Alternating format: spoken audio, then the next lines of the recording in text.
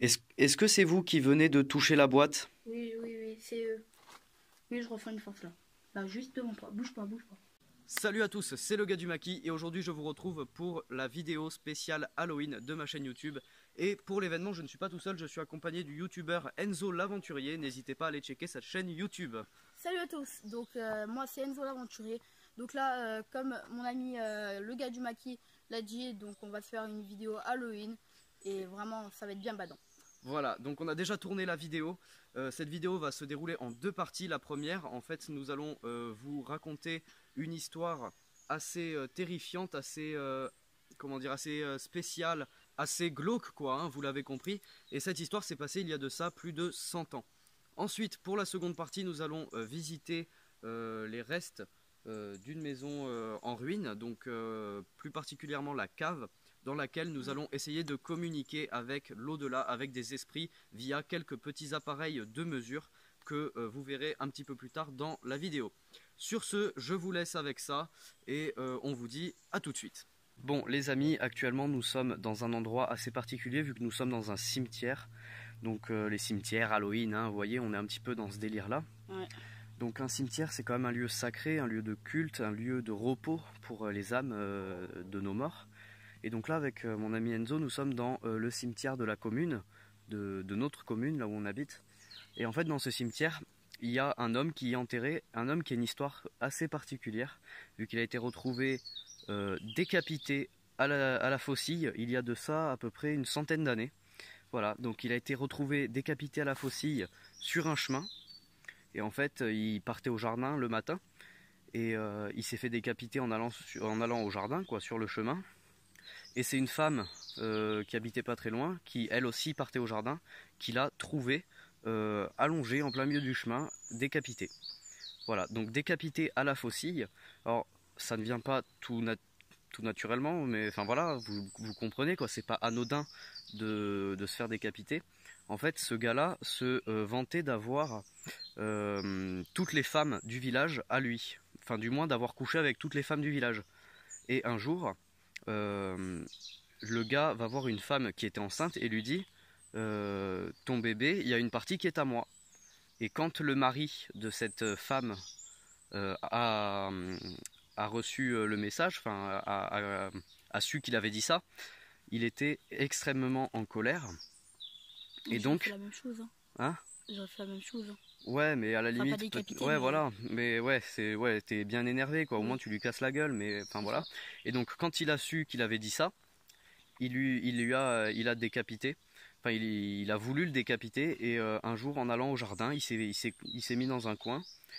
Il attendait que le gars montait et quand il est monté, il lui a dit, il a arrêté, il lui a dit, toi, plus jamais tu ne diras à personne que toutes les femmes sont à toi. Et d'un coup de faucille, d'un coup d'un seul, il lui a tranché la tête, faucille qu'il avait préalablement aiguisée pour préméditer son acte.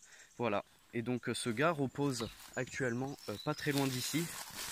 Voilà, donc ça c'était un petit peu l'histoire glauque du village. Il y en a une autre, mais ça ce sera sans doute pour Halloween de l'année prochaine.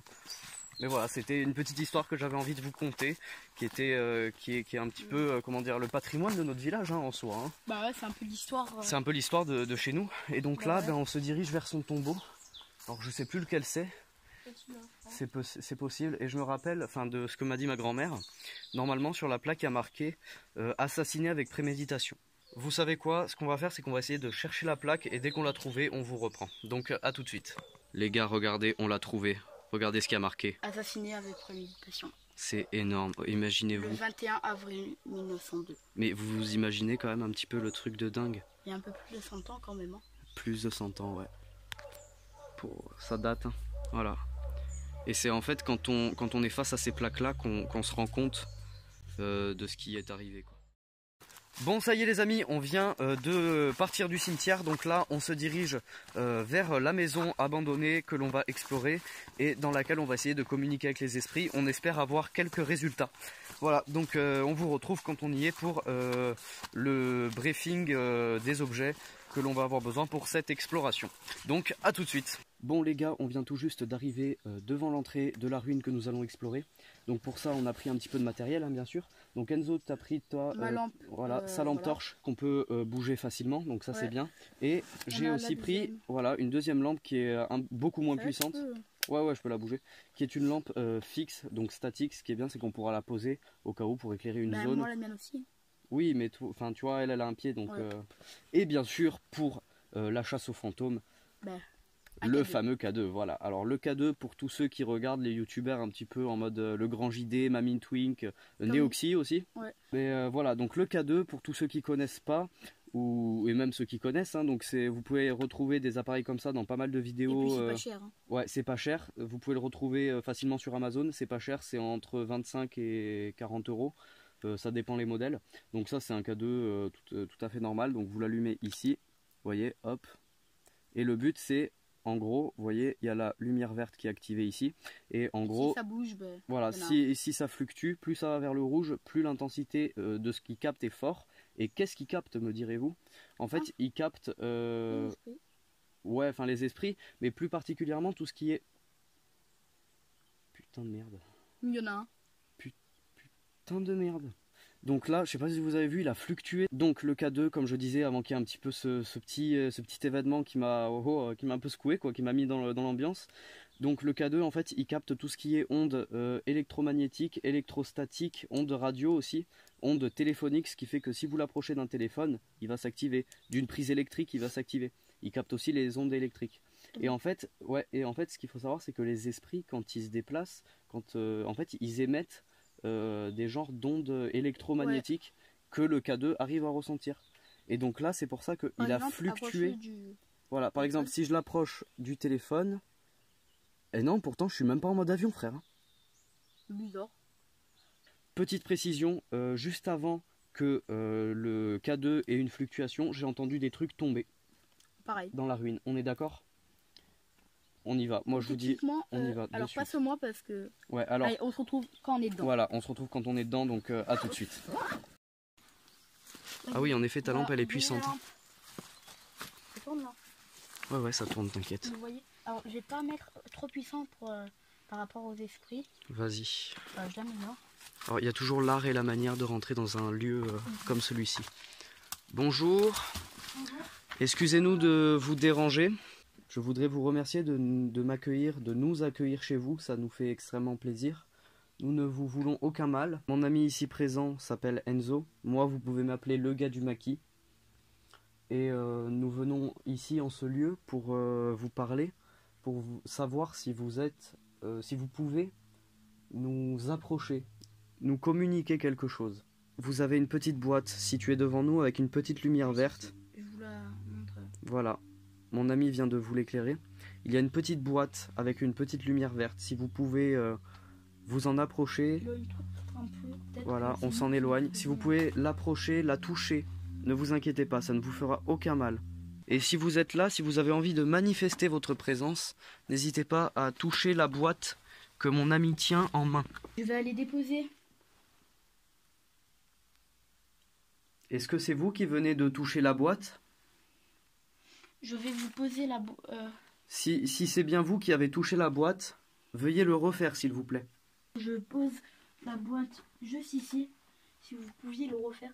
Est-ce que c'est la caméra que je tiens entre mes mains qui vous fait peur, qui vous effraie? Si c'est le cas, je peux l'éteindre. Si vous voulez que j'éteigne la caméra, touchez la boîte noire que nous avons posée au centre de la pièce, s'il vous plaît. C'est quoi, mec? En vrai, le truc au K2, on l'a senti exactement où je suis. Va le récupérer, on peut le poser ici. Donc, je vais récupérer la petite boîte qui se... juste ici. J'espère que vous pouvez vous en approcher de la boîte où je me suis pris un bout. Oh. Est-ce que je vous remercie. Nous vous remercions d'avoir approché la boîte. Est-ce que c'est vous qui venez de toucher la boîte? Oui, c'est eux. Oui, je ressens une force là. Là, juste devant toi. Bouge pas. Tout à l'heure, je me tenais ici, à cet emplacement précis. Et la lumière, les autres lumières de la boîte se sont allumées. Est-ce que c'est vous qui avez allumé les lumières? Si c'est le cas, est-ce que vous pouvez venir les toucher, s'il vous plaît? Est-ce que vous pourrez rallumer les lumières, s'il vous plaît? Bon. Eh bien, je vous remercie de nous avoir écoutés, de nous avoir accueillis chez vous. Nous allons nous diriger vers la sortie de votre demeure, juste ici, en vous remerciant encore une fois de nous avoir écoutés. Au revoir et merci de nous avoir accueillis. Ce qui nous est arrivé durant cette exploration est pour le moins troublant. En effet, le K2 s'est déclenché à plusieurs reprises, en extérieur lors du briefing et dans la cave, en particulier dans celle du fond, où il s'est déclenché lorsque nous y sommes rentrés et lorsque l'on s'apprêtait à en sortir, comme pour nous souhaiter la bienvenue et nous dire au revoir. Mais le plus troublant est que le K2 se soit déclenché lorsque nous avons prononcé, mon ami et moi, le mot esprit durant le briefing en extérieur. En fait, il capte ouais, enfin les esprits, mais plus particulièrement tout ce qui est... Putain de merde. Il y en a un. Putain de merde. Nous vous rappelons tout de même que nous ne sommes pas des spécialistes du paranormal et que tout ce qui s'est passé durant cette exploration peut avoir une source totalement rationnelle et explicable. Et voilà les amis, c'est déjà la fin de cette vidéo spéciale Halloween. J'espère qu'elle vous aura plu. Si c'est le cas, n'hésitez pas à liker, partager et commenter, ça me ferait extrêmement plaisir. N'hésitez surtout pas à aller checker la chaîne d'Enzo l'Aventurier, je vous mettrai le lien dans la description. N'hésitez pas à aller voir ça. Vous allez voir, en plus il fait du très bon contenu. Et bien évidemment, n'hésitez pas à aller vous abonner et à liker mes vidéos TikTok. Donc c'est sur TikTok. Mon compte TikTok est Furious-22. Je mettrai le lien de ton TikTok dans la description si j'y arrive, au cas où tu me l'enverras. Oui, Hein, oui. voilà, donc petit ressenti sur ce qu'on a vécu pendant la vidéo. En vrai, le truc le plus badant, ça a été le gars qui s'est fait couper la tête. C'est vrai assassiné avec préméditation. C'est vrai que c'est badant quand t'es devant la plaque, c'est là que tu te rends compte en vraiment... En fait, quand t'es pas devant la plaque, tu te dis... Ah ouais, glauque, mais voilà, quand t'es devant, tu ressens le truc, quoi. Bah ouais, tu t'es en mode... C'est comme si ça t'arrive à toi, quoi. La sensation était bizarre. Donc, enfin voilà, vous pouvez comprendre un petit peu le fait qu'on n'ait pas trop voulu vous montrer grand chose du cimetière. Hein. Par exemple, que j'ai flouté les noms parce que c'est pour le respect de la famille. Et puis ça se fait pas. Hein. Ouais, on a juste, j'ai juste vraiment voulu souligner le petit écriteau, voilà, exactement. Donc voilà, j'ai préféré flouter les noms, ne pas les montrer pour justement garder l'anonymat de ces personnes, de ces familles qui peut-être n'ont pas envie de se retrouver ici. À propos de l'expérience au K2, de la visite de la ruine, n'hésitez pas à me dire votre avis dans les commentaires, ça me ferait extrêmement plaisir de vous lire. C'était une expérience qui personnellement pour moi était très enrichissante, très mouvementée. Ça, je sais pas si c'est pareil pour toi. Personnellement, moi j'ai bien aimé faire cette petite expérience.